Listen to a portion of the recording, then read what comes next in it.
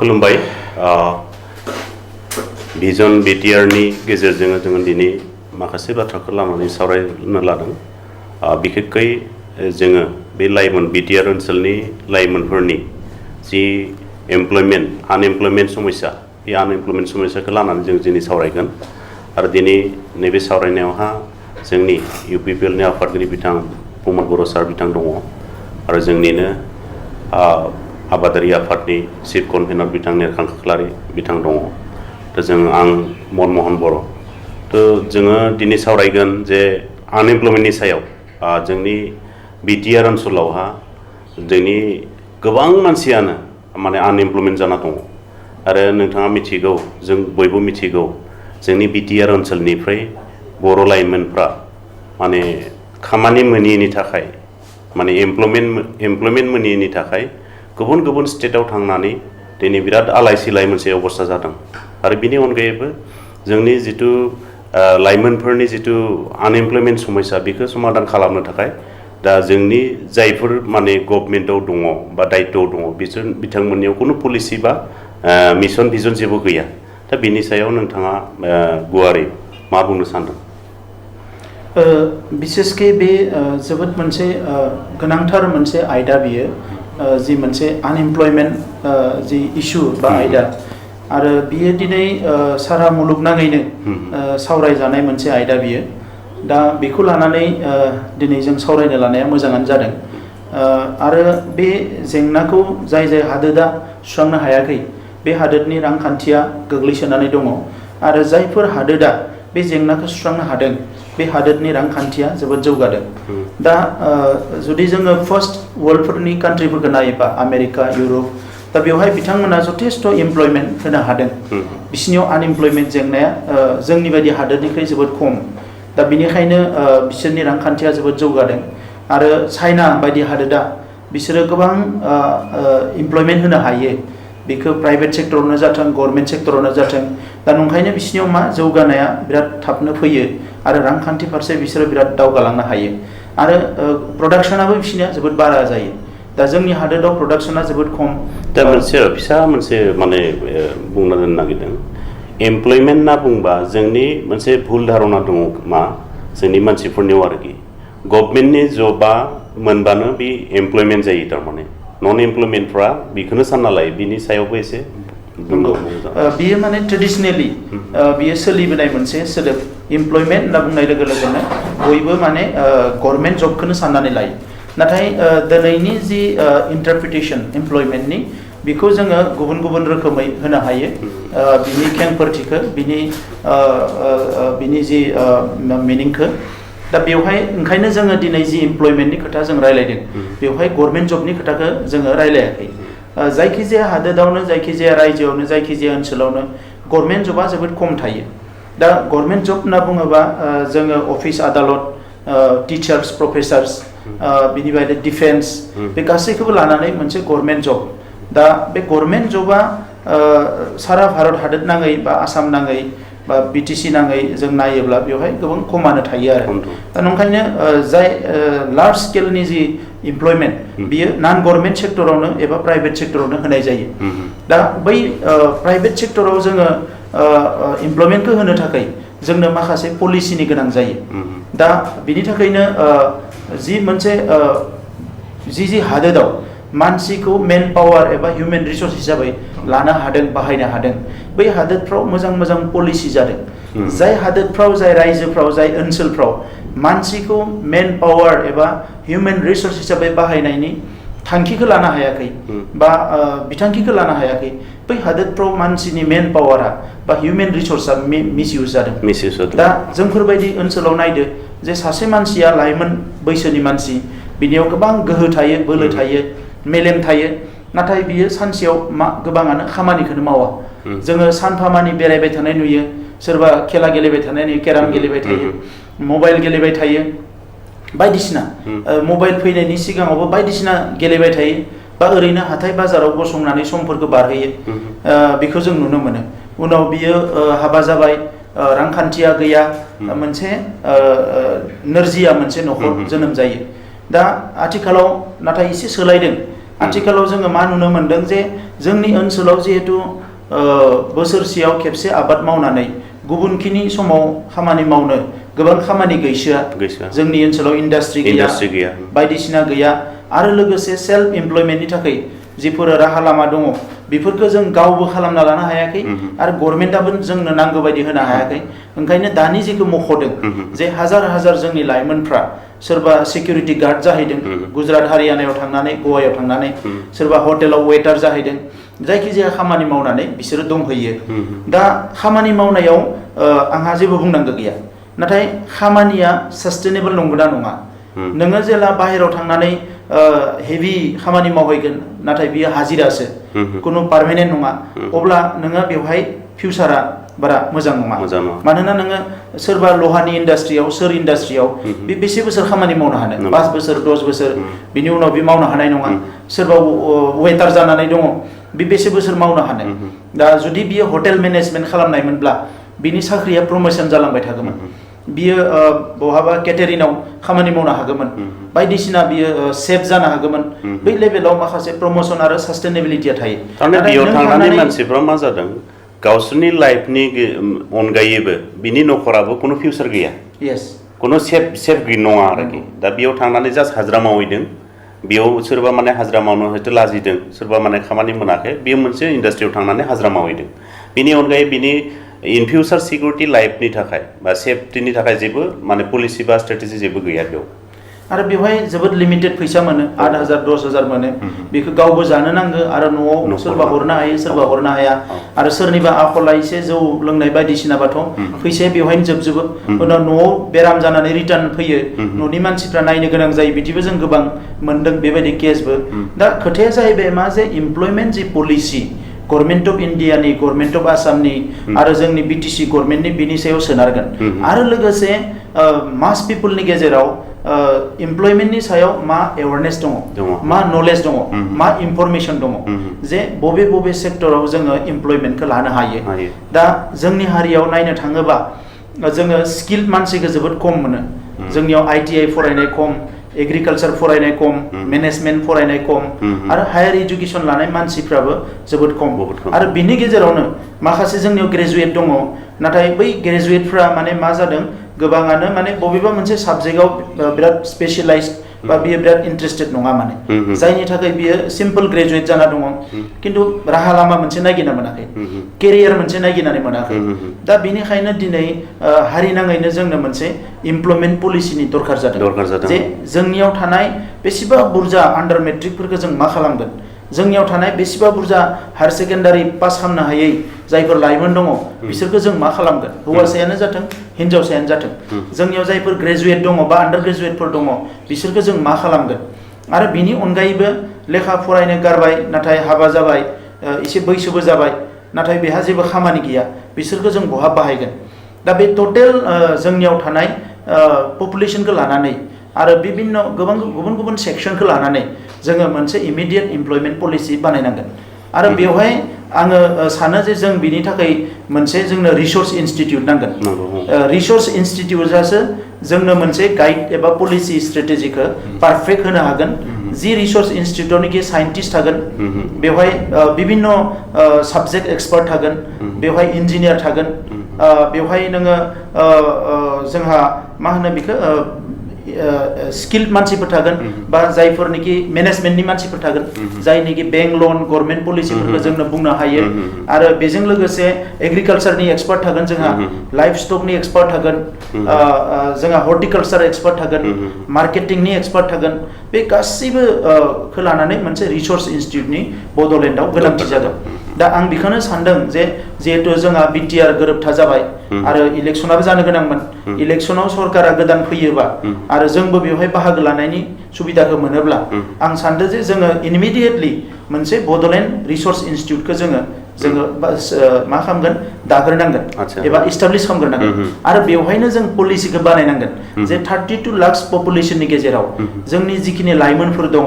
60% जोंहा लाइमोन थागोन दा बे लाइमोनफोरखौ जोङो बबे सेक्सननि लाइमोनखौ बहा बोरैहाय एंगेज खालामनो आरो बिसोरखौ काउन्सिलिं खालामनायनि दरकार जागोन मानोना गासैबो मानसिया गासैबो खामानिखौ मावनो लुबैया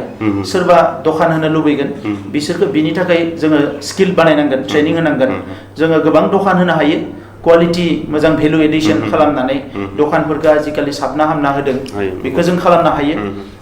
गोबाङानो हयतो एन्टारप्रिनार जानो लुबैगोन बिसोरखौ जोङो बे लाइनावनो जोङो स्किल बानायनांगोन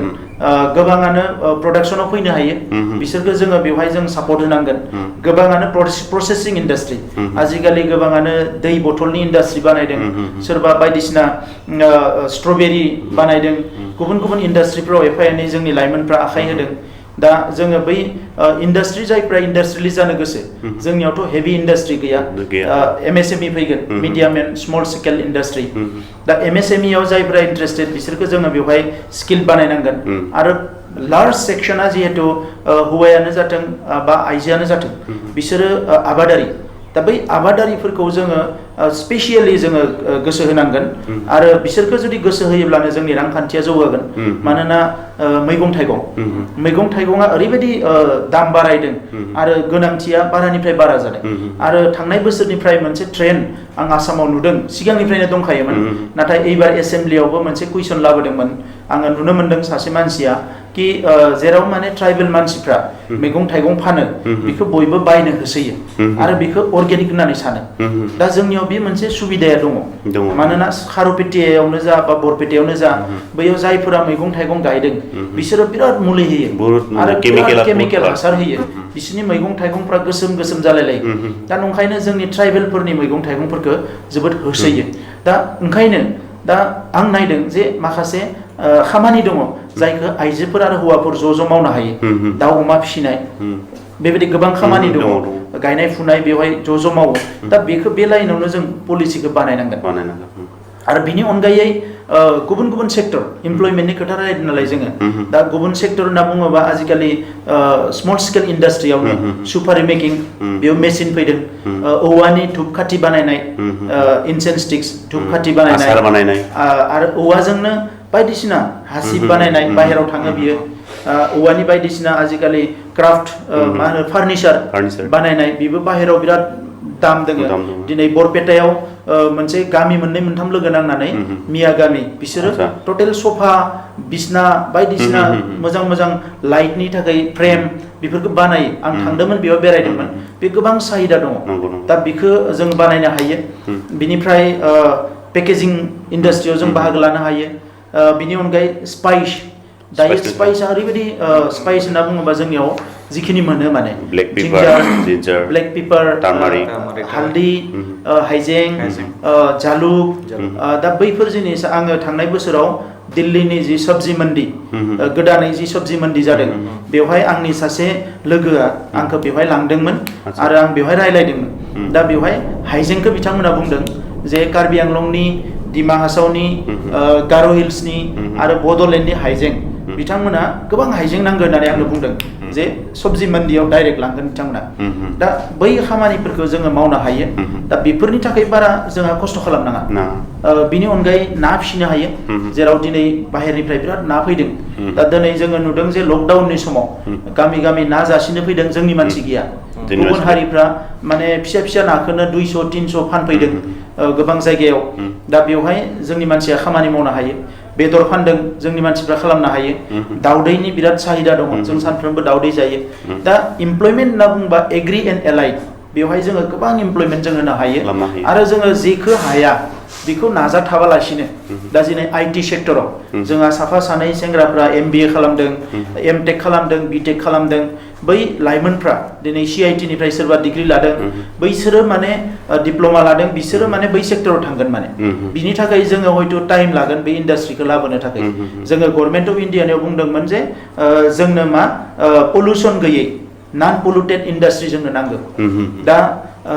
जोंनि आसामा बड'लेण्डआ बेयो नर्थ इस्टनि गेटवे आरो भारत सरकारनि जि लुकिस पलिसि दङ एक इस्ट पलिसि जाबाय दायो बै पलिसियाव गिबि बेनिफिटखौ जों लानो हायो जोंनि गेजेरजोंनो गासैबो बारलांजोबो दिनै साउथ इस्ट एसियानि खोथाफोरखौ रायलायोबा बा सानजानिफ्राय जिफोर फैगोन कार्ग'आनो जा गारि मटर बायदिसिना जिनिसफोर लाबोगोन इन्डियानि बाखि पार्टआव लांनो बे जोंनि गेजेरजोंनो फैजोबो दा ओंखायनो जोंनि ओनसोलाव क'क्राझारनिफ्राय लानानै जिखिना नेशनेल हाइवे गोग्लैयो बा नेशनेल हाइवेनि खाथि खाला ओनसोलफ्राव जोङो बायदिसिना इन्डास्ट्रि बानायनो हायो एम्प'रियाम बानायनो हायो जोङो हटेल बानायनो हायो जोङो गोबां सुबिदाखौ जों लानो हायो आरो बेजों लोगोसे लास्ट मोनसे आं खोथा बुंनो नागिरदों बे जाबाय टुरिजिम दा टुरिजिमाबो जोंहा ओरैबायदि मोनसे मोजां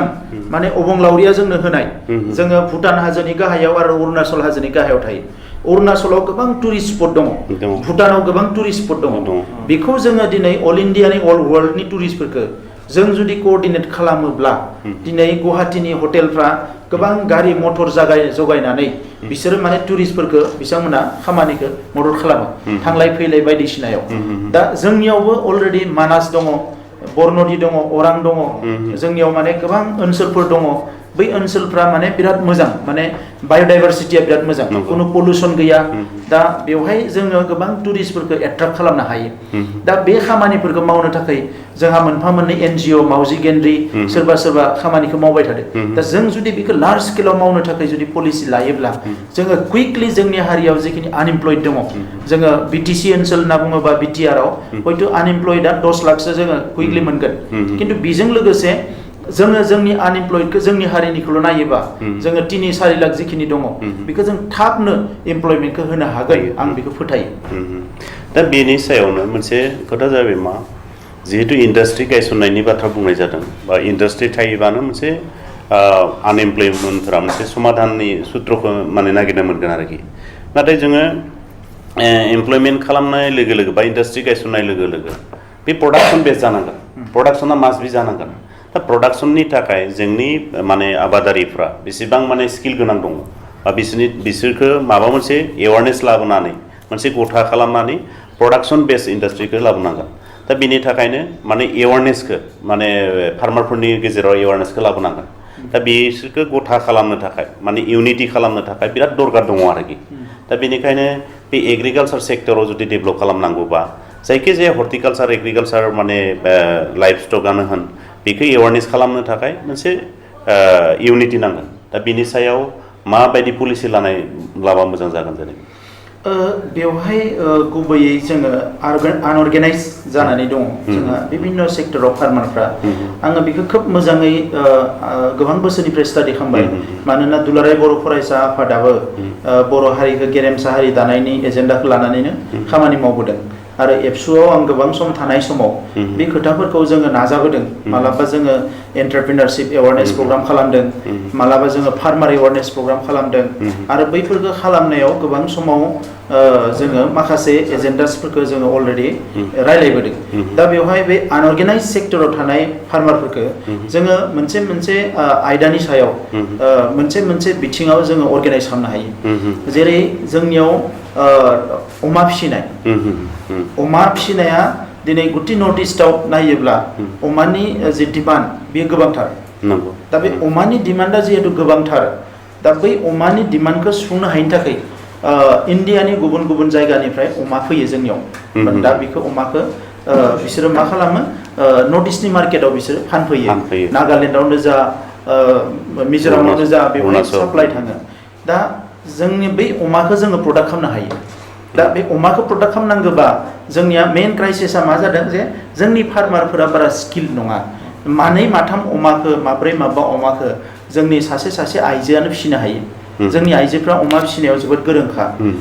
फारसेथिं अमाया ओरैबायदि हौवाफ्राबो फिसिनो हायो आइजोफ्राबो फिसिनो हायो आरो न'नि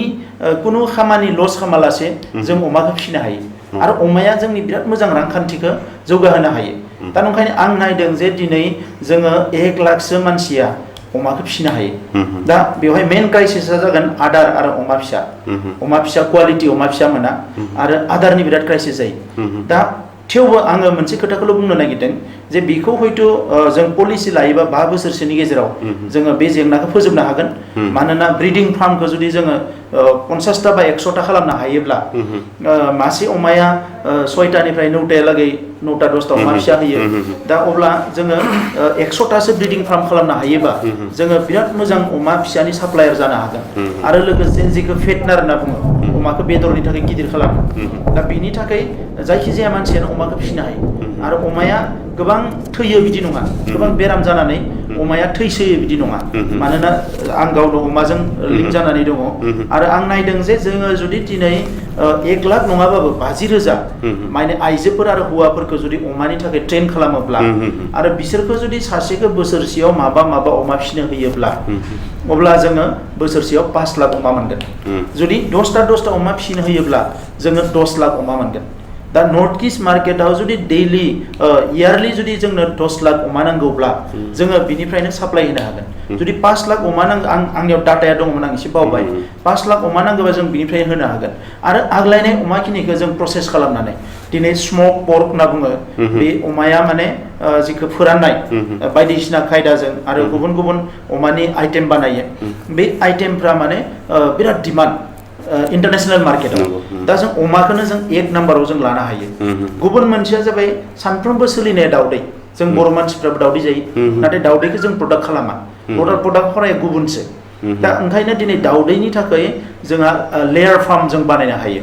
10,000 20,000 लेयार फार्म बानायनोबा जोंनो करोड़ थाखा नांगोन नाथाय जोङो 1,500 जों दावदैखौ सानफ्रोमबो बरननो हायो आरो बिनि थाखाय जोंनो बारा बुरजा फैसा नाङा आं गावनो स्टाडि खालामबाय थादोंमोन आरो आं मोनसे सानबाय थादोंमोन जे 200 जन 200 फार्मारखौ लानानै मोनसे लेयार फार्म स्टार्ट खालामनो होननानै दा बेवहाय मा जोङो ओरै खालामनो हायो क्लास्टार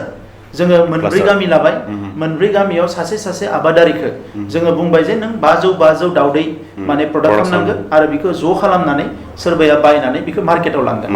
दा नैफोरबायदि जोङो दावदैखौ जों कुइकलि खालामनो हायो ब्रयलार दाउखौ खालामनो हायो लकेल दाउखौ खालामनो हायो जों बोरमाखौ खालामनो हायो बोरमानि दामा 600-700 दाबाय दा सेरसेयाव बिराद बोरमानि क्राइसिस आरो गुटे नर्थ इस्टानो जाबाय नन भेज बेखौ जायो फारौखौ जों बारा जाया नाथाय हारसाफ्रा गोबां जायो दा फारौ जरासेनि दामा बहाबा 150-200 गाहाम जायो 100आथ' नंखागोन एनि टाइम सोलियो हांसो मासेनि दामा बाजाराव 500 गाहाम जायो 700 गाहाम जायो हांसोखौ जोङो फिसिनो हायो बे लाइफ स्टकआव माने जोङो गोबां रां रुफा खामायनो हायो आरो गुबुन मोनसेया बे जाबाय अर्गानाइज खालामनांगोन जों बे दावदैनि एरिया दावदैनि जन जोङो हमना ला तामुलपुर साब डिभिजनखौ जोङो 1 जन खालामनो हायो दावदैनि जन अमायाथ' जोंहा सारा बिटिसिआव जाबाय जोंहा बद बिटिआरआव जोङो ब्रयलार जन खालामनो हायो भेजिटेबल जन खालामनो हायो जोङो 10टा जायगायाव आरो जोङो जेला दा आङो नुदों आङो बरपेटायाव नायहैदों सिङाव हाबनानै जे बिथांमोना मा खालामो टमेट'खौ पेकेजिं खालामनानै नैबेनि टमेट'खौ त्रिपुरायाव हरो सिलचराव हरो अरुणाचलाव हरो बे बांगालफ्रा डाइरेक्ट गुबुन जायगायाव हरो आरो बिराद मोजां दाम लानानै हरो बिसोरो जिफोर टमेट'खौ मोजां क्वालिटिनि बानायो कालारा मोजां जायो बेखौ बिराद मोजां पेकेजिं खालामो बिसोरो ओमफ्राय बाहेराव हरो कन्टिनिउ दा जोङो बेफोर आबादफोरखौ जों खालामा दा अर्गानाइज खालामनांगोन जों जे लाइफ स्टकआव जोङो बेसेबां मानसि खालामनो 1 लाख मानसिखौ लाइफ स्टकनि थाखाय जों तैयार खालामनो हायो 1 लाख मानसिखौ जों भेजिटेबलनि थाखाय तैयार खालामनो हायो 1 लाख मानसिखौ जों माइरंनि थाखाय जोङो रेडि खालामनो हायो माइरं जोंनियाव जिखिनिखौ नांगौ 1 लाख मानसिखौ जों हर्टिकालचारनि थाखाय हायो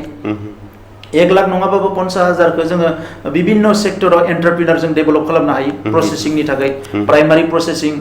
माने बायदिसिना प्रसेसिंनि थाखाय जों खालामनो हायो स' नैबे जि अर्गानाइज खालामनाय बेवहाय नाथाय सरकारा बिराद गिदिर मोनसे रल थायो दा ओंखायनो जोङो एक्सपेक्ट खालामदोंमोन 17 बोसोराव जे बिटिसिआ भारत सरकारा जेखौ मावनो हायाखै आसाम सरकारा जेखौ मावनो हायाखै जिखिनि फैसा फैदों बै फैसाखौ लानानै हिउमेन रिसोर्स डेभेलपमेन्टनि थाखाय इक'नमिक डेभेलपमेन्टनि थाखाय बिटिसिआ बै एरियाखौसो नायनांगौमोन दा बिथांमोना लामा दालां बानायनायनि खोथा बुङो लामा दालांखौथ' भारत सरकारा बानायखानांगोन आसामा बानायखानांगोन जों एसे प्रेसार होनांगोन लामा दालांखौ स्कुल न' बिल्डिंफोरखौ गभर्नमेन्टआ बानायखानांगोन गभर्नमेन्टनि पलिसियानो दङ नाथाय गभर्नमेन्टनि पलिसि थासेयावबो गरिब गुन्द्राफ्रा जे दिनै सुबिदाखौ मोनाखै जोंहा आनएमप्लयड मानसिफ्रा जे सुबिदाखौ मोनाखै बै सुबिदाखौसो जोङो काउन्सिला बानायनानै होनांगौमोन नंखायनो हारि मोनसे जौगानांगौबा ओनसोल मोनसे जौगानांगौबा रांखान्थि जौगानाया बिराद इम्पर्टेन्ट दा बे रांखान्थिया नाथाय इमप्लयमेन्टजों लिंक दङ मानोना मावबासो जौगागोन मावाबा जौगाया दा ओंखायनो आं सानो जे अर्गेनाइज खालामनायाव गभर्नमेन्टआ मोनसे रल दङ आरो नन गभर्नमेन्ट सेक्टराव जुदि जों बुङोबा जोङो माखासे एनजिअफोरखौ लानांगोन दायो एफपिअ एफपिसिनि कनसेप्ट फैदों जेखौ अलरेडि नोंसोरो मावगासिनो दङ दा बै कनसेप्टफोरखौ लाबोनानै लोगोसे एग्रिकालचारनिफ्राय हेल्प लानो हायो जोङो केभिकेनिफ्राय जों हेल्प लानो हायो गोबां जोंहा अर्गानाइजेसनफोर दङ नाथाय इनस्टिटिउसनफोर दङ नाथाय बै इनस्टिटिउसनफोरा दिनै गभर्नमेन्ट इनस्टिटिउसनफोरा प्राय माने फेल जाबाय होनना बुंबाबो गाज्रि बुंनाय जानाय नङा आं जिखौ नुदों जोंहा नैबे जि मोनसे एग्रिकालचार डिपार्टमेन्ट दा बियो माइरं मा होनो जोलै फैयोबा रानो हासार फैयोबा रानो ट्रेक्टर फैयोबा रानो बिनि बादै बारा खामानि मावनायखौ आं नुवाखै दा ओंखायनो बेबायदिबा डेभेलपमेन्टआ बोरै जानो दा बे गासैबो गभर्नमेन्ट इनस्टिटिउसनफोरखौ जों बाहायनानै लोगोसे जोंनि माखासे एक्सपार्टफोर मोनसे खोथाखौ आं बुंनांगोन दिनै बर' हारिया जिहेतु आबादनि सायाव सोनारग्रा हारि जोंनि हारियाव गोबां एक्सपार्टफोर दङ माइनि एक्सपार्ट दाउ अमानि एक्सपार्ट जोंनि हारियाव मैगं थाइगंनि एक्सपार्ट जोंहा ट्रेडिशनेल वे माने इन्डिजिनास जिखौ आइटिके होननानै बुङो इन्डिजिनास टेक्न'लजि आरो ट्रेडिशनेल वेआवनो बिराद एक्सपार्टफोर दङ जोंहा दा बै मानसिफोरखौ नाथाय जों बासिख' बरननानै जों जुदि आबादारि आफादानो जुदि मोनसे टिम बानायनो हायोब्ला अब्ला जोङो कुइकलि बे बिथिङाव जौगानो हागोन आं बेखौ फोथायो बेनि सायावनो जि आनएमप्लयमेन्ट बे आनएमप्लयमेन्टनि सायावनो फार्मार जि ससाइटि हिसाबै अर्गेनाइज हिसाबै मा राहा दङ जेनेबा बिथांमोनखौ समस्या समाधान खालामनायनि बे आनएमप्लयमेन्टखौ एमप्लयमेन्ट होनायनि बेलायावहा मा राहाजों बिथांमोनखौ एमप्लयमेन्ट खालामनो हायो बेनि सायाव एसे मोजां मोनसे आइडियानि सायाव दिनै भिजन बिटिआरनि सायाव डिसकासन खालामनाय जादों इमप्लयमेन्ट मेटारानो बिराद गिदिर मेटार होननानै दहायनो जोंनि इउपिपिएलनि आफादगिरि बिथाङा बुंलांबाय अल वर्ल्डनि गेजेरावनो इमप्लयमेन्टखौ लानानै डिसकासन जागासिनो दङ आरो खालामगासिनो दङ दा बेखौ जों आंनि जि पारसेपसन बे बुंदोंमोन जोङो इमप्लयमेन्टखौ मोननै दिखाव नायनो हायो मोनसे गभर्नमेन्ट इमप्लयमेन्ट जब आरो प्राइभेट सेक्टरनि जब दा बेवहाय जों मोनसे बाथ्राखौ नायनांगोन जे जब प्रभाइडार आरो जब माने सिकार खायसे जब सिकार थायो आरो खायसे जब प्रभाइडार थायो जोङो मेक्सिमाम जोंनियाव जों बर'फोरखौ लानानै जुदि जों डिसकासन खालामनाय जायोबा जों दासिमबो जब सिकाराव दङ जब प्रभाइडाराव जानो हायाखै जोङो जब प्रभाइडार खालामनो थाखायब्ला जोंनि मेन फिल्डआनो जादों एग्रि सेक्सनखौ जों माने फार्मिं सेक्सनसो जों प्राइभेट दोनना होनांगोन आरो फार्मिं सेक्सनखौ प्राइभेट दोनना होनानै जुदि खामानि मावोबानो जोङो जथेस्थ इमप्लयमेन्टआ बेवहाय फैयो दा गाहायै जोङो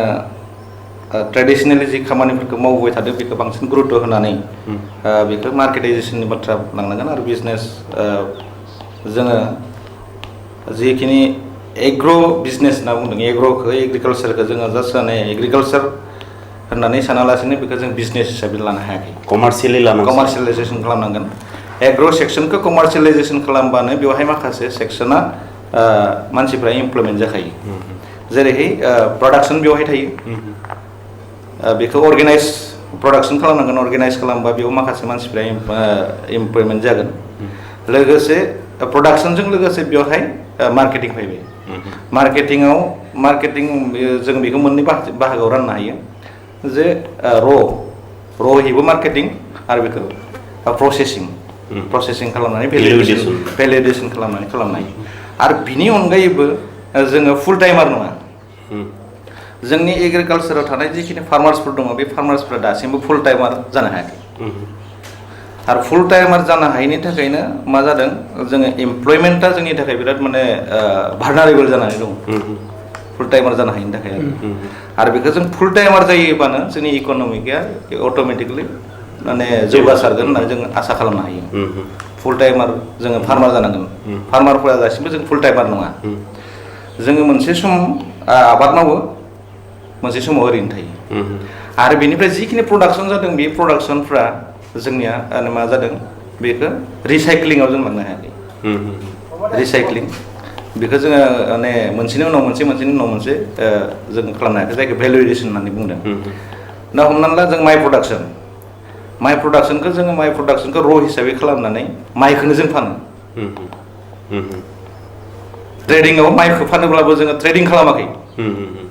माइखौबो जों ट्रेडिं खालामाखै दासिमबो दा जोंनियाव मा जादों माइखौ खेथि खालामदों आबाद मावदों नाथाय बे बुस्थुआ कमार्शियेलि खालामाखै ट्रेडिसनेलि खालामबाय थादों ट्रेडिसनेलि खालामदों बेखौ कमार्शियेलि खालामनाय जायाखै कमार्शियेलि खालामनाय लोगो लोगो दिनैनि समाव माखासे सुबिदाफोर दङ जेनेबा गभर्नमेन्टनिफ्रायबो जोङो माखासे बाथ्राफोरखौ माने लाबोनांगोन जों हमनानै ला जों फार्मिङाव जोंनि बर'फोरनि गेजेराव दासिमबो सिड फार्म गैया सिड भिलेज जों बनायाखै दासिमबो सिड प्रडाक्सन खालामनायनि जों बाथ्राखौनो साननाय जायाखै बे सिड प्रडाक्सन खालामनो हायैनि थाखाय जों बे सिड होननानै बुंनाय लोगो लोगो माने सेरसे माइनि दामा बे 100 थाखा जाहैगोन सेरसे माइनि दामा बुस्थुआ भेलु एडिसन दा बिदि जानाय लोगो लोगो जोंनि इक'नमिकआ मोनसे माबा जागोन आरो बियो मा जागोन बेवहाय माखासे मानसिफ्रा एंगेज जानो हागोन सिड फार्म बनायनाय लोगो लोगो सिड भिलेज बनायनाय लोगो लोगो दा मार्केटिंनि बाथ्रा बुंबा इमप्लयमेन्ट चेन जुदि जों नांगोनबा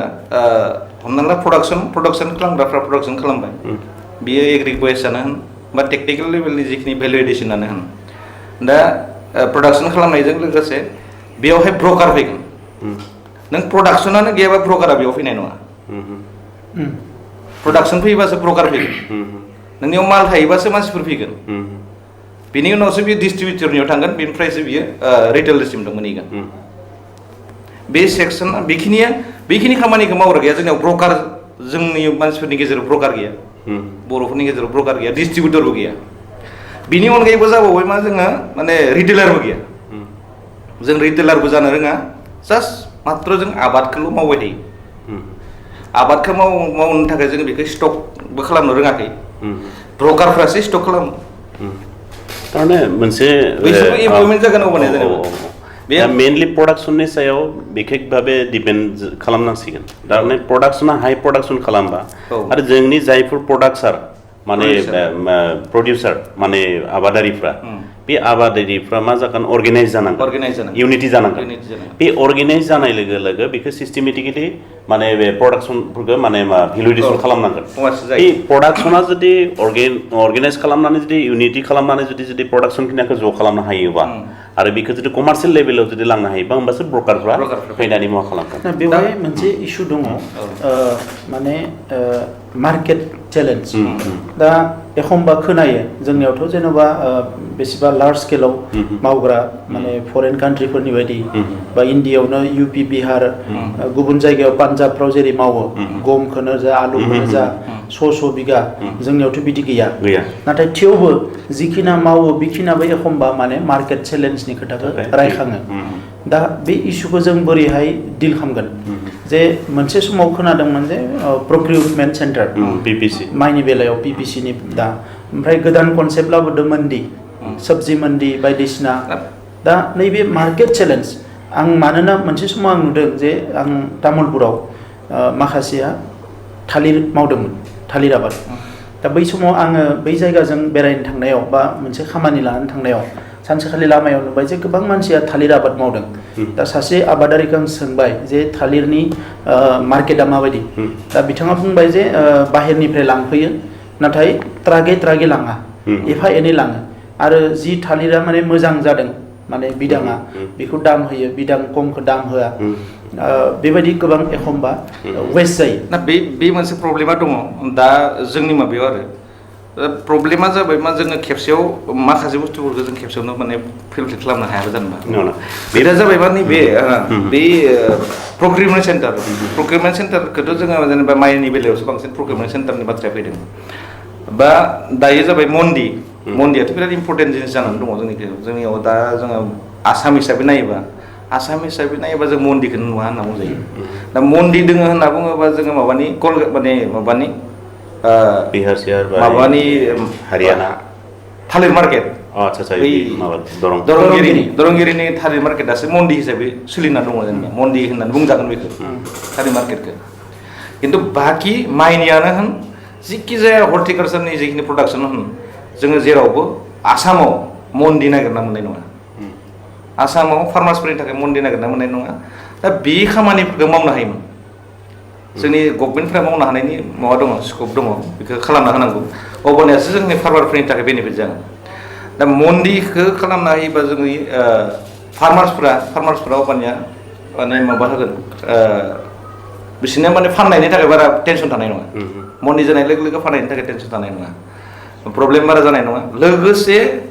जिखिनि भेजिटेबल्सफोरनि बाथ्रा जुदि फैनाय जायोबा बेवहाय भेजिटेबल्सफोरनि बाथ्रा फैनाय जायोबा अब्लानिया बेयाव मा जागोन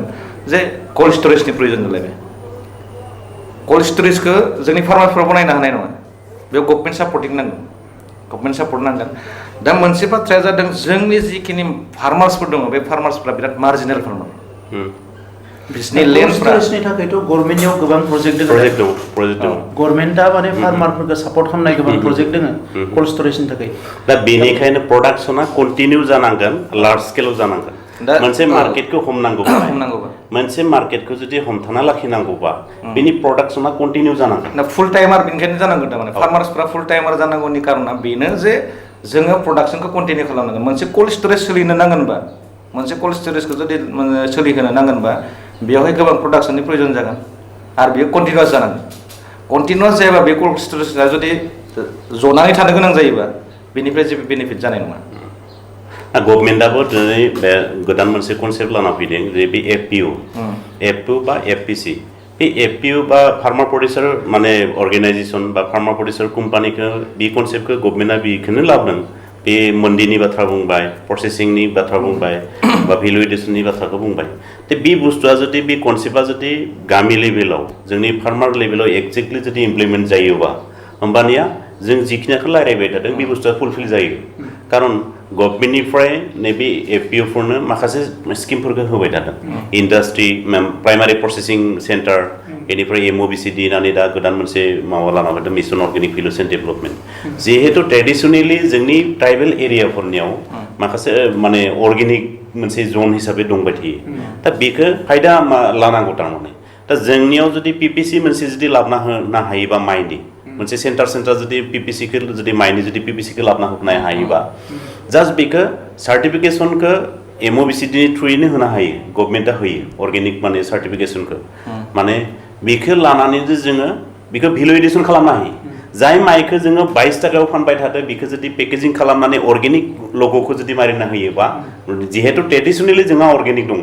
बेखौ सार्भे खालामनानै टेस्ट खालामनानै जुदि अर्गेनिक माने माबाखौ मारिनो होयोबा जों 50 टाका मोनगोन डाइरेक्ट फार्मारा बेनिफिट्स दङ दा बेनि थाखायनो बे पिपिसिखौ अत्यन्त प्रयोजन दङ बेनि अनगायैबो मन्डि बा पेक हाउसखौ बिराद दरकार दङ दा बेनि थाखाय गभर्नमेन्टनियाव जथेस्थखिनि हर्टिकालचारावनो होन बाखि माने नाबार्डआवनो होन विश्व बेंकआवनो होन माखासे साबसिडियाव माखासे स्किमफोर दङ दा बेखौ बे एफपिसि बा एफपिअ दानानै बेखौ अर्गेनाइज खालामनानै बे बुस्थुखौ मोनसे बेनो जाहैबाय जेनेबा गभर्नमेन्टनि माखासे स्किमफोरखौ हान्ड खालामनो थाखाय मोननो थाखाय जोंनियाव जिखिनि माबा नांगौ क्राइटेरिया मानसिफोरा जोङो फार्मारबाबो फार्मारनि क्राइटेरियाफोरखौ जों बानायना लानो हाया फार्मारफोरा बिखेख माने डकुमेन्ट्सखौ माने थिक खालामना लानो हाया डकुमेन्ट्सआ बेनो जेनेबा दायो जे गोदान कनसेप्ट फार्मार्स प्रडिउसार कम्पानि बे फार्मार्स प्रडिउसार कम्पानि बेखौ जोङो एफपिसिखौ बानायनो हाया एफपिसि थायोबासो बेयाव फैगोन एफपिसिनि दरकारा जादों बेनो जे जोंनियाव जिहेतु जोंनि फार्मार्सफोरना मार्जिनेल हाया खम दङ सासेनानो बिराद लार्ज बा 100 बिगा 200 बिगा बिदि हा गैया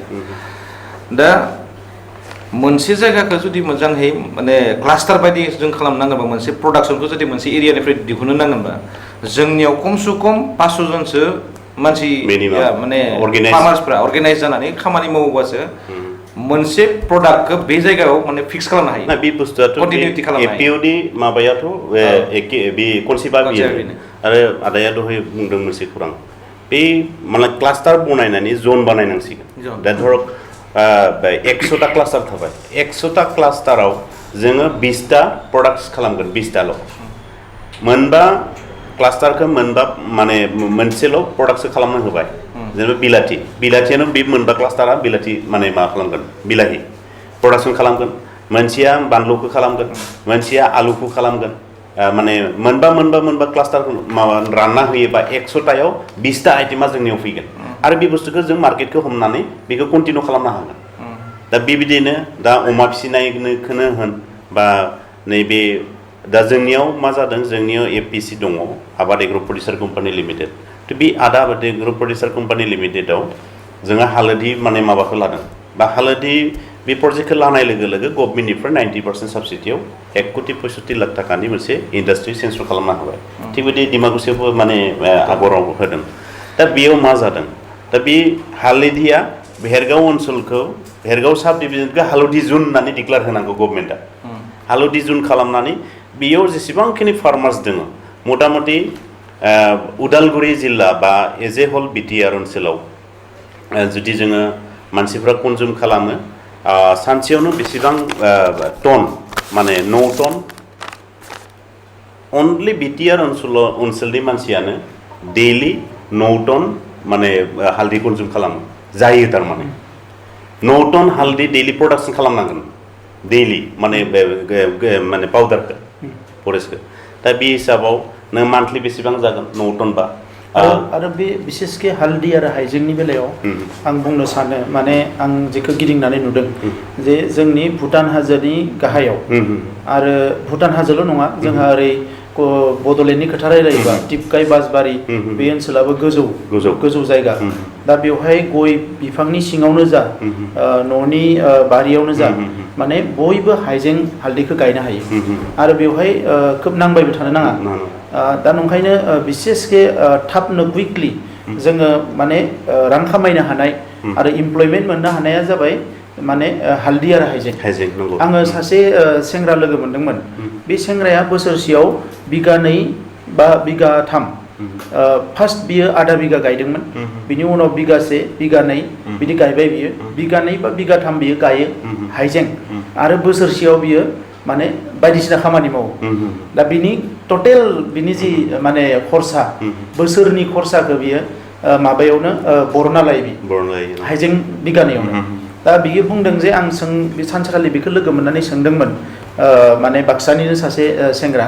जे नोङो आगोलाव गोबां एक्टिभमोन बियो ससियेलि आं लोगो मोनना सोंदोंमोन जे नों आथिखालाव मा मावो बे बुङो जे आं हाइजें गायदों अब्ला बियो बुंबाय जे आं सोंदोंमोन बेखौ जे बेसेबां गायो 2 बिगायावनो बियो गावनि खरसाखौ बरनानै लायो दा टटेल माने जोंहा उदालगुरिनिफ्राय लानानै नैबे मोनब्रै जिल्लाखौ रायलायोबा गुबुन जिल्लायावबो हायो नैबे मोनब्रै जिल्लायाव साहा ओनसोलाव जोङो हाजार बिगा हा जोङो हाइजें आरो हालदैखौ गायनो हायो दा हाइजेंनि दामाबो बिराद दङ आरो हालदैनि दामाबो दङ ओमफ्राय दा जेखौ बुंदों जे मार्केट प्रडाक्सन दा प्रडाक्सना एभेलेबल जायोबा बायारखौबो जों मोनो बायग्राखौबो दा बे हिसाबै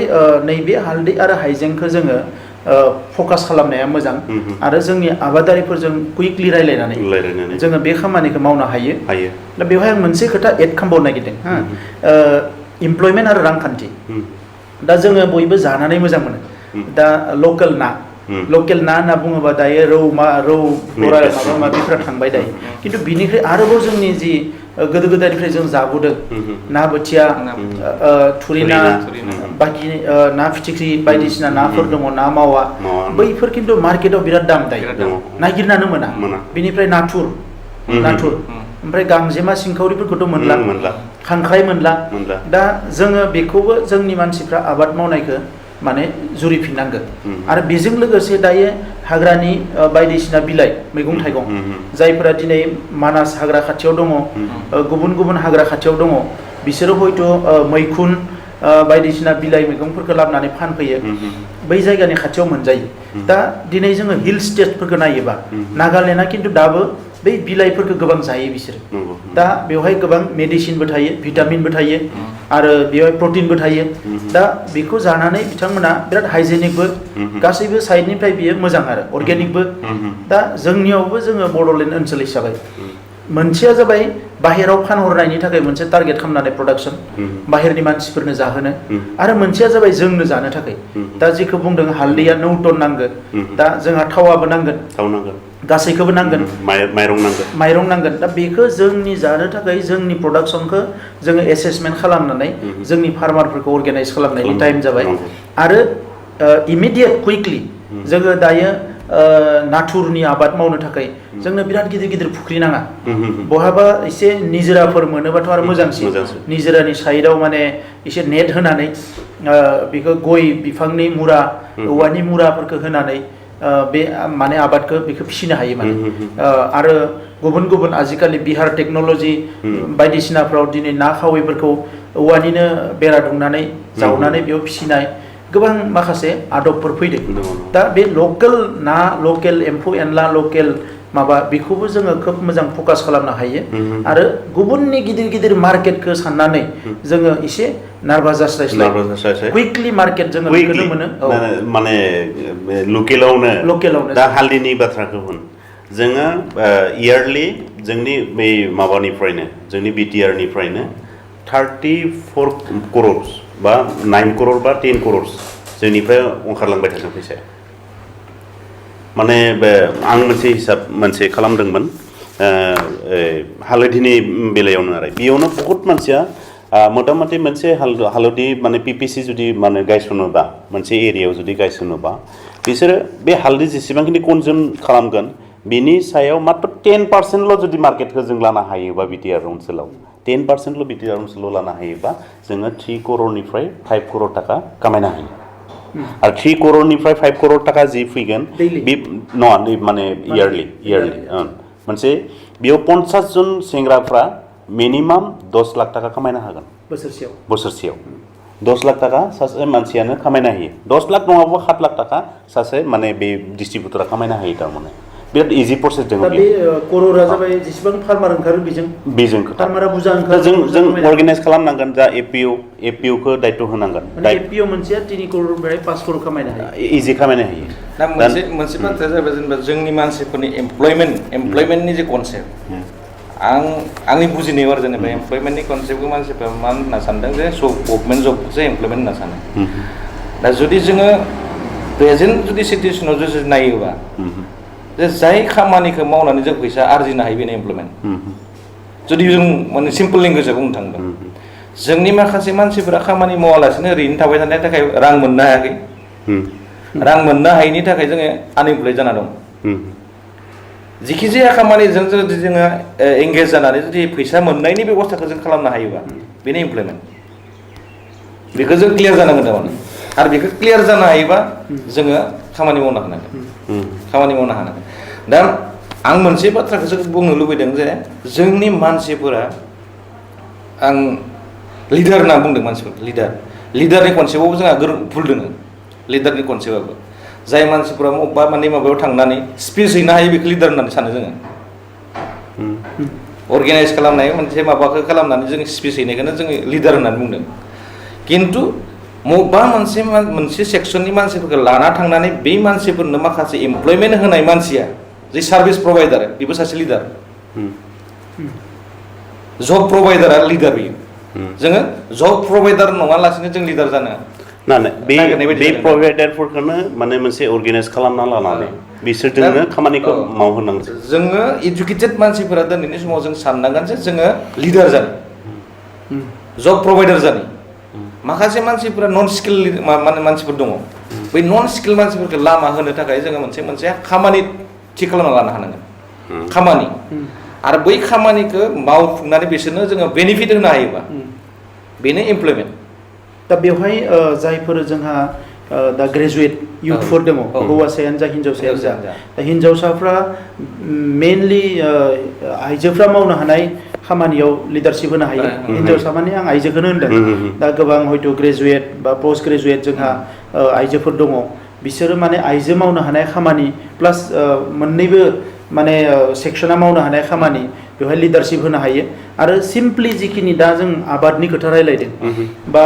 एनि प्रडाक्शन मार्केटिंनि खोथा रायलायदों दा बेवहायथ' जों थाबनो सोरबा MBA खौ हमना लाबनो हानाय नङा बा सोरबा डिप्ल'मा लानाय मार्केटिंआव बा बिजनेसाव बेखौ लाबनो हानाय नङा ओंखायनो जोंनि जायफोर ग्रेजुवेट दङ जायफोर जोंहा हायार सेकेन्डारि पास जानानै दङ जायनिखि नैबे जि गभर्नमेन्ट पलिसिसफोरखौ फरायनो गोरों लिरनो गोरों बेखिनियानो जोंहा मोनसे बिथिङाव लिडार जानो हायो दा बै जोङो बै लाइमोनफोरखौ आङोथ' बुंखादोआनोखा जे दिनै गभर्नमेन्टआ बड'लेण्ड गभर्नमेन्टआ जुदि नाजायोबा बोसोरसेयाव जुदि 100 मोनसे आयदायाव बर'नाय मोनब्लाबो जे दाउ फिसिग्रा 100 बोसोरसेयाव अमा फिसिग्रा 100 बोरमा फिसिग्रा 100 मैगं थाइगं गायग्रा 100 अलरेडि दंखायो बे मानसिखिनिखौ सापर्ट होनानै हेन्ड होल्डिं मदद होनानै जुदि लाबोनाय मोनब्ला 17 बोसोराव दिनै जोंहा हाजार मानसि ओंखारसिगौमोन नङाबाबो 70,000 एन्टारप्रिनार जोंहा ओंखारसिगौमोन दा बै बिथिंखौ कमप्लिटलि इगनर खालामनानै फैनाय जाबाय दा ओंखायनो दायो जोंहा मोनसे डिउटि फैबाय जे गाबोन समफोर इलेक्सन जागोन सरकार फैगोन बे मोनसे बिथिं सरकार फैयाबाबो इलेक्सन जायाब्लाबो जे दिनै हारि नाङैनो जोङो बयबो बेखौ अर्गानाइज जानानै मावनांसिगोन आरो बयबो आं बेखौनो खावलायनो सानो जे जोंनि जायफोर लाइमोनफोर बिथांमोना माने फ्रास्ट्रेटेड जानानै लामा आन्दायनानै जिरायना थानायनि खोथा नङा जोङो जेला गिदिर खोथाफोरखौ सानगोन जे मालाय हारिया ओरै जौगादों मालाय ओनसोला ओरै जौगादों बैखौ जोङो मोनसे एग्जाम्पल लानो हायो बेखौ जोङो मोनसे नलेज हिसाबै लानो हायो मोनसे एरिया स्टाडिनि एरिया हिसाबै लानो हायो नाथाय जोंनियाव कुइकलि जोंहा मा स्ट्रेंथ दङ मा पटेन्सियलिटि दङ मा गोहो दङ जोंहा मा सुबिदा दङ बेखौ जों थाब बाहायग्रोनो हायो आरो जोंखौ दायो बयबो नोजोर होदों आरो आसामनि खोथाखौ रायलायोबा आसामाव गोबां जाथियानो आबाद मावा बिसोर जाग्राल' दा आबाद मावो होनबा ट्राइबेलफोर आरो गुबुना माइनरिटि मुसलमानफोर बे मोननैयानो बांसिन आबादखौ मावनानै दङ ओमफ्राय मुसलमानफोरनि आबादाव मोनसे इस्टाब्लिश जाबाय मा जे बिसोर हासार होयो मुलि होयो ट्राइबेलफोरनियाव मोनसे इस्टाब्लिश जाना दङ बिसोर अर्गानाइज खालामो अर्गेनिक बानायो दा ओंखायनो नैबे सुबिदाखौनो लानानै जोङो गावनि ओनसोलनि हाथाय बाजारखौ दखल खालामनायजों लोगोसे गाबोन टाउन सहरनि हाथाय बाजारखौबो जोङो दखल खालामनो हायो खालि मावनायनि गोनांथि आरो लिडारशिपनि गोनांथि मोनसे बाथ्रा आं बेयाव बुंबावनो नागिरदों जेनेबा जोङो जिखिनि ओनसोलाव थायो जि बेल्टआव जों थायो बे बेल्टआ ओरैबायदि मोनसे सेफ जन आबादारिफोरनि थाखाय बिराद सेफ जन ना बेयाव खरान जायो ना बेयाव फ्लाड जायो दा आसाम हिसाबै जों नायनो थाङोबा दिनै जेनेबा मोनसे अल वर्ल्डआवनो कर'ना भाइरासजों गाग्लोबजानायनि गेजेरजों माने प्रडाक्सना गैया दिनै जोंनि प्रडाक्सनखौ जुदि गोसो होयोबा आबादनि बिथिङाव गोसो होनो हानायनि मोनसे लामायाव दङ बे ओनसोला फारसेथिं आसामाव फ्लाडा फैगासिनो दङ फ्लाड जानाय लोगो लोगो माखासे जायगायाव आबाद जाला खिन्थु जोंनि जायगायाव आबाद मावबाय थानो हानाय मोनसे पसिबिलिटि दङ दा बेखौ जोंनि आबादारिफ्रा टारगेट खालामनांगोन इक'नमिखौ जुदि जों जौगासार खालामनांगोनबा बेखौ आबादारिफ्रा टारगेट खालामनांगोन दा जोंनिफ्राय अनलि बिटिआर ओनसोलनिफ्राय बा जोंनि मोनब्रै डिस्ट्रिक्टखौ लानानै जुदि जों सानोबा बा जोंनि ओनसोलखौ नैबे अरुणाचल आरो भुटान बर्डारनि जिखिनि मानसिफोरखौ लाफानानै जुदि साननाय जायोबा जे बै ओनसोलनि मानसिफोरा जों फैबाय थानाय समावहाय आसामखौ फ्लाडनि आसामनि जिमानखिनि फ्लाड एफेक्टेड एरिया बैफोर जायगायाव जोङो जोंनि प्रडाक्सनखौ साप्लाय होनि बे कनसेप्टखौ जोंनि आबादारिफ्रा लाना फैनो हानांगोन बे साननायखौ आरो बेखौ जुदि लानानै खामानि मावनो हायोबा जोङो अट'मेटिकेलि इक'नमिकेलि ग्रथ जागोन आरो बिनि लिडिंखौ लानांगोन जोंनि ग्रेजुवेट सेक्सननि मानसिफ्रा जायफ्रा इडुकेटेडफोरनियाव मोनसे साननाय दङ जोङो माखासे मानसिफ्रा सानबाय थायो जे जोङो गभर्नमेन्ट जब नांगौ दा नैबेखौ जों जब होननानै साननाय लानाय जायाखै थारमाने फार्मिं सेक्सन बा आबाद सेक्सन बे आबादफोरखौ जोङो दासिमबो जोंनि मोनसे आर्निंनि मोनसे सर्स बा जों मोनसे एमप्लयमेन्ट होननानै जों बेखौ साननाय जायाखै आरो बेखौ जों साननायनि समा जाबाय दिनै आच्छा बेवहाय मोनसे जोंथ' एवारनेसखौ गोबां लेभेलाव खालामो आरो थांनाय गोबां बोसोर लिडारफ्रा बे स्पिचखौ होबोबाय जे जों मावनांगौ रांखान्थि जौगानांगौ नाथाय दिनैसिम जायाखै दा ओंखायनो जोंनि उइकनेसा बबेयाव जोङो बेखौसो बरननांसिगोन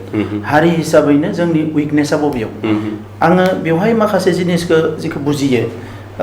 क्लास्टार आरो क'पारेटिभ बेनिफ्राय इन्टिग्रेटेड फार्मिं दा इन्टिग्रेटेड फार्मिंखौथ' सासे मानसियाबो खालामनो हायो दा क्लास्टार आरो क'पारेटिभ आं सानो जे बे मोननै बिथिंखौ जोंनियाव लाबोनाया मोजां मानोना जोंनि मानसिफ्रा हारसिं खामानि मावनानै बारा मोजां मोना ओंखायनो हारसिं मावनाय खामानिफ्राव जोंनि मानसिफ्रा बारा गैया न' डाउट आबादखौबो जों हारसिं मावो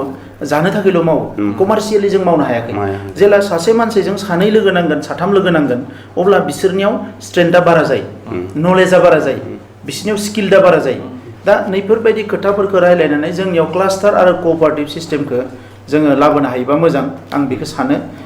बिनि थाखायनो जोङो माखासे नैबे एवारनेसखौथ' जों खालामबाय थानो हायो नाथाय मोनसे जिनिसा जाबाय मा आङो मोनसे फरायदोंमोन माने इन्टारनेटाव दा जौगानाय हादोरफ्राव नैबे आबाद मावनायनि सायाव जिफोर ट्रेनिं दा जोंनियावथ' ट्रेनिंखौ जोंहा एग्रिकालसार डिपार्टमेन्टआ होनांगौमोन नाथाय गभर्नमेन्ट हिसाबै फेल जाबाय नांगौ बायदि होनो हायाखिसै बोसोरसेयाव मोनसे मोननै ट्रेनिं जायो ना जाया आंहा डाउट दङ फारसेथिं केभिके दङ केभिके जों बाहायनो हायाखिसै SIRD दङ SIRDआबो साक्सेस जायाखिसै दा गभर्नमेन्ट इन्स्टिटिउसनफोरा एग्रिकालसार सेक्टराव गोबां साक्सेस जायाखै फिसारियाबो जेरैबायदि नांगौ ओरैबायदि साक्सेस जायाखै दा कुनु मोनसे डिपार्टमेन्टआ साक्सेस जाहैयाव आङो गेजेराव एग्रिकालसार इउनिभार्सिटिनि आजिरा मोननाय भाइस चेन्सेलर बिथाङा जेला भाइस चेन्सेलर जाना दङमोन दिनैनिफ्राय 5 बोसोर सिगां आङो बिथांमोनजों रायलायदोंमोन जे जोङो आबाद मावनो थाखाय जोंनोथ' एग्रि BSc जालायनाङा बा एग्रि MSc जालायनाङा ओरैनो मावनानै गाव जानो थाखाय जोंहा सासे आबादारियानो गोरोंखा अखा बोथोराव मा मावो दैलाङाव मा मावो मेसेङाव मा मावो मैगं थाइगंखौ बोरै मावो गय नारेंखलखौ बोरै गायो औवाखौ बोरै गायो जोंनि मानसिफ्रा गोरोंखा नाथाय कमार्शियेलि मावनो थाखाय साइन्टिफिकेलि मावनो थाखाय बियो जुदि आरोबाव बांसिन रिस्क लानो हायो बिनि थाखाय बिनो एसे फोरोंनांगोन दा बिनि थाखाय जोंनो मा नांगौ जादों सर्ट टार्म कर्स दा सर्ट टार्म कर्स आङो सासे मानसिनि स्टोरी फरायदों बियो आमेरिकानि मोनसे कान्ट्रिनि इउनाइटेड स्टेटनि मोनसे बियो कान्ट्रिनि सासे मानसि बियो बिनि आबै आबौ बोसोर बिसोरो माने गारिनि खामानि मावोमोन गेरेज डिलार गारिनि खामानि मावोमोन आरो उनाव नैबे मोनसे जेनेरेशन दायो बेवहाय सानबाय बियो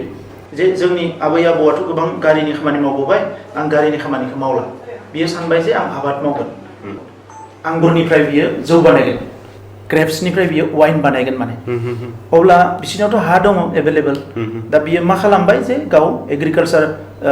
कलेजाव थांबाय बियो थांनानै मोनसे एग्रिकालसार कलेजाव रायलायहैनायाव मोनसे इनस्टिटिउसनाव बियो थिनहरबाय आरो बेवहाय मास मोनब्रै बियो ट्रेनिं लाबाय जे आंगुरखौ बोरै मोजाङै गायो लोगोसे आंगुरनिफ्राय बोरैहाय बियो वाइन बानायो जौ बानायो बे गासिबो ट्रेनिंखौ लाना फैनानै बे आबादखौ मावफैबाय साक्सेस जाबाय आरो दायो बियो गोबां एक्सपर्ट खालामो दा बेखौ जुदि नायनो थाङोब्ला जोंनियाव मोनसे गोनांथि जादों जे जोंनि जे रिसर्च इनस्टिट्यूट जागोन बै रिसर्च इनस्टिट्यूटआव जोङो सर्ट टार्म कर्स माखासे बानायनांगोन जे आलुनि थाखाय मास मोनसेनि ट्रेनिं माइनि थाखाय मास मोनसेनि ट्रेनिं बियो डिप्ल'माबो मोनगोन बियो माबा मोनसे मोनगोन सार्टिफिकेट मोनगोन बियो स्ट्रबेरिनि थाखाय जोङो मोनगोन जि आबादखौनो मावा मानो ना फिसिनायनि थाखाय जोङो मोनसे साइकेलनि जेसेबां टाइम थायो माने बिनि थाखाय मोनसे ट्रेनिं अमा फिसिनायनि थाखाय जोङो मास मोनसे बा 15 दिननि ट्रेनिं जिखिनिखौ नांगौ जोंनो बै ट्रेनिं खिनिखौ डिजाइन खालामनायनिबो दरकार जादों दा ओंखायनो आं सानदों जे जोंनि लकेल गभर्नमेन्टआ बेखौ मावनो हाथारो जोंनो बेवहाय गोबां करोड़ थाखाबो नाङा जेला बे लेखाफोरखौ जों बानायगोन बे ट्रेनिं मडेलखौ जों बानायगोन अब्ला बेखौ लानानै जोंनि आबादारिफ्रा जायफोर दिनै हायार सेकेन्डारि पास जाना दङ मेट्रिक पास जाना दङ मावनो गोसो नाथाय कनफिडेन्सबो लानो हायाखै साहस बैसोरनि थाखाय बियो बेनिफिट जागोन आं बेखौ सानो दा ओंखायनो जोङो दिनै आरो बिसेसकै जोंहा नेरखाङा जिहेतु आबादारि आफादनि चिफ कनभेनर आं खावलायगोन जे नैबे लाइनाव खोथाखौ साननाया मोजां आरो जों बयबो बेखौ साननाया मोजां खारन खोथाखौ जों गोबां रायलायबोबाय दा जोंहा प्रेक्टिकेलि जों मावनांगोन टाइमा थांगासिनो दङ आरो कुइकलि जोङो वर्ल्डनि जि इक'नमि बेवहाय जोंहा दिनै गोरोबफानोब्ला जों जौगाफानोब्ला माखासे इन्डियानि पलिसिजों जों खारफानो हानाय नङा माने इन्डियानि पलिसियाबो जोंनियाव बारा बबेबा पलिसिया सोलिया जायो दा सफैनायावबो बिराद लेट जायो ओंखायनो जों हारि हिसाबैनो जुदि प्रिपेयार जायाबा रेडि जायाबा जोङो नाथाय जों जौगानो हानाय नङा दा बे बिथिंखौ जों नायनांगोन आरो इमप्लयमेन्टआव आरो मोनसे खोथाखौ आं बुंनो सानदों जे गभर्नमेन्ट सेक्टरावबो जोंहा गोबां मावनांगौ दङ दा बेवहायबो नैबे ग्रेजुवेट्स बा नैबे इयुथफोरखौ आं खावलायगोन दा दुलाराय बर' फरायसा आफादा गेजेराव आन्दलनबो गोबां खालामनो गोनां जाबाय इडुकेसन एवारनेस गोबां खामानि मावो राइट्सनि खामानि मा खामानि दा जोंनि एनजिअसफ्राबो बेवहाय आवगायबोनांगोन बे जाहैबाय डिफेन्सआव गोबां माने भेकेन्ट पस्ट दङ कनस्टेबलनि थाखाय अफिसारनि थाखायबो दङ दा मोनसे आङो पेरामिलिटारिनि नायदोंमोन 78,000 माने भेकेन्ट पस्ट दङ दा बेवहाय जोङो स्कप लानो हायो नाथाय बिनि थाखाय जोंहा मा जानांगोन ट्रेनिं नांगोन फिजिकेल ट्रेनिं खारनाय बारनाय बिनि फिजिक्सखौ मोजां लाखिनाय आरो जिखिनि बेवहाय रिटेन टेस्ट जायो बेवहाय जोङो बोरैहाय लिरगोन मागोन बे गुबुन गुबुन सेक्टराव रेलवेयावनो जा गुबुनावनो जा नैबेखिनि खामानिखौबो खिन्थु जों मावनांगोन ओंखायनो जोङो बिटिआर जि गोरोबथा बेवहाय बिजनियाव मोनसे सेन्टार होदोंमोन जोङो उनाव गभर्नमेन्टआ बेखौ नोंसोरो बिटिआरआव गावनो बानायना ला होननानै बेखौ होआखिसै दा बेवहाय नैबे जि कचिं सेन्टार कचिं एन्ड माने इमप्लयमेन्ट ट्रेनिं सेन्टार बे जिनिसखौ जोङो गभर्नमेन्टआव बिदोंमोन जे भारत सरकारनि बियो फान्डिं जानांगोन होननानै बा भारत सरकार आसाम सरकारनि दा बियो जोङो आं सानदों जे जोंनि साब डिभिजन बेखौ गायसननाया जोबोद गोनांथार आरो बेजों लोगोसे नैफोर खामानिखौ मावनो थाखाय जोंहा मा होनो कमिउनिटि कलेजनि बिराद गोनां दायो कमिउनिटि कलेज दा ओंखायनो जोङो एकदम हाथाराबाबो कुइकलि मोनब्रै जिल्लायाव जुदि मोनब्रै कमिउनिटि कलेज गायसननो हायोबा जायफोर ड्रप आउट स्कुल कलेजनिफ्राय बाहेरायाव फैबाय बिसोरखौ जोङो जुदि कमिउनिटि कलेजाव लाना थांनो हायोब्ला आरो नैफोर आयदाफोरखौ फोरोंनो हायोब्ला अब्ला जोङो कुइकलि इमप्लयमेन्टखौ बानायनो हागोन आं बेखौ सानो साबायखर थाबाय बिथां आफादगिरिनिसिम नेक्स्ट जोङो सेकेन्ड पार्ट दिहुनगोन दिनै बेखिनियावनो फोजोबनो नागिरदों मोनसेल' खोथा बुंनो नागिरदों दिनै जि बाथ्रा खिनाखौ सावरायनाय जाबाय बे रायलायनाय जाबाय बेनिफ्राय मोनसेयानो रिजाल्ट ओंखारबाय मा जोङो आबादारियानो होन बाखि बिभिन्न सेक्टरावनो होन जोङो अर्गेनाइज जानांगोन गासिबो अर्गेनाइज जानांगोन आरो मोनसे खौराङा जाबाय मा अर्गेनाइज जानायनि लोगो लोगो जोंनिया बिराद एवारनेसा माने बिराद दरकार जागोन आरोखि बेनि लोगो लोगो ट्रेनिङा दरकार जागोन बेनि अनगायैबो मोनसे बिराद गिदिर बाथ्राया जाबाय मा बेयाव गभर्नमेन्टनि रुलआ थानांगोन माने जिथु कोअर्डिनेसन बे बुस्थुआ थानांगोन फार्मार माने प्रडिउसार एन्टारप्रिनियर्स बेनिफ्राय गभर्नमेन्ट बे मोनथाम बुस्थुआ जुदि ज' जायोबा माने कोअर्डिनेसन जायोबा होमबानिया माने साक्सेस जागोन आरो दा इन्डास्ट्रिनि बेलायाव इन्डास्ट्रिखौथ' जोङो हारसिंनो गायसनना लानो हानाय नंला दा बेनि थाखायनो प्रडाक्सन बेस जिथु प्रडाक्सनखौ नुनानै बिनि सायाव माखासे इन्डास्ट्रिनि बेबस्थाखौ खालामनांगौ बिनि दायित्वआ गभर्नमेन्टनि दा नैबे एग्रिकालसार हर्टिकालसारानो होन एग्रिकालसारानो होन माने गभर्नमेन्टनिफ्राय माने करोड़ थाखा स्किम माने माबाव फैयो सीडनि माने साप्लाइ फैयो हासारनि साप्लाइ फैयो बेनिफ्राय माबा फैयो बे हासार सीड बेनिफ्राय बे मुलि गासैबो फैजोबो दा बेनि थाखाय बे बुस्थुआ एक्जेक्ट टाइमाव जुदि फार्मारफोरखौ माने पहुंचायना होनो हायोबा आरो बेखौ जुदि माने नांगौ बायदि जुदि फार्मारफोरखौ होनो हायोबा बेनिखायनो बेबो अर्गेनाइज जानाय एपिइउ बायदि मोनसे माखासे अर्गेनाइजेसन बिराद दरकार दङ आरो बेखौनो गेजेरजों माने ज'है खेथि खालामनायनि बेबस्थाखौ खालामनांगौ आरोखि दा बेनि थाखायनो बिनि सायाव तथ्य सहकारे नेक्स्ट एपिसडआव जोङो गुवारै सावरायगोन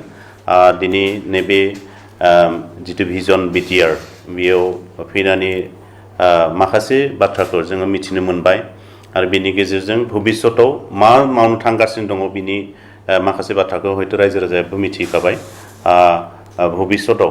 जोंनि बिटिआर ओनसोलनि जेसेबांखिनि लाइमोनफोर दङ बिथांमोनखौनो लानानै जों प्लेन पलिसिखौ लासिगोन दिनैनि